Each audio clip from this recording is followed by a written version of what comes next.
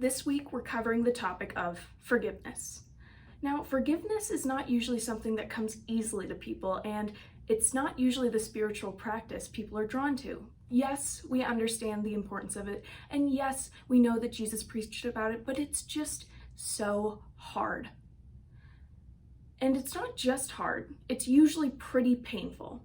And there's a lot of emotions involved. We have to let go of them in order to forgive. There's hurt, there's anger, there's sadness, and maybe even fear.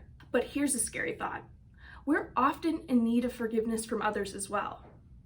There's those that we've hurt and angered that we need forgiveness from. In fact, at the heart of being saved is forgiveness. Forgiveness is necessary because we've done violence, which I know is a pretty weird way of thinking about this. You don't normally think of gossiping about someone, saying something hurtful, lying to someone as a violent act. But the entirety of human history has violence splattered throughout it. It's a part of our sinful nature. We use violence as a way to gain things from others, and it's not usually just violence for violence sake. Our violence is rooted in our longings and desires, and what we long for is love, but what we settle for is power. We love to justify the things that we need forgiveness for. However, it's also violent to withhold forgiveness, and it's so easy sometimes because we tend to respond immediately when we feel threatened.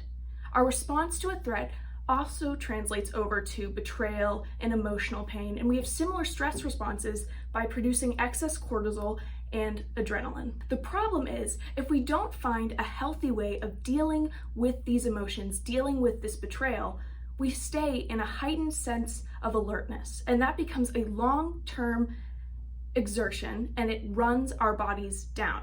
Withholding forgiveness isn't just wrong, it's hurting you.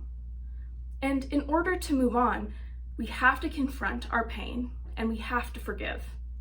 If we don't, that pain festers like an unhealed wound and it just spreads. The problem with unforgiveness is that anything we judge and refuse to forgive tends to show up in our lives. The patterns we hate, we can't stop repeating. We recreate brokenness because we're looking for wholeness. If we hold on to our anger or frustrations or rage, even our best attempts to find freedom from those emotions will fail because they're cut off from God. In forgiving others, you break the cycle.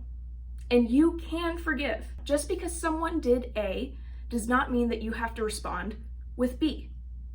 I am free to choose how I respond to hurt because God gives us that freedom, but He also creates us to be responsible human beings. So we should choose, however hard it may be, to respond in love. Because if you claim to be mature in Christ, you need to make mature choices. And the mature choice is forgiveness.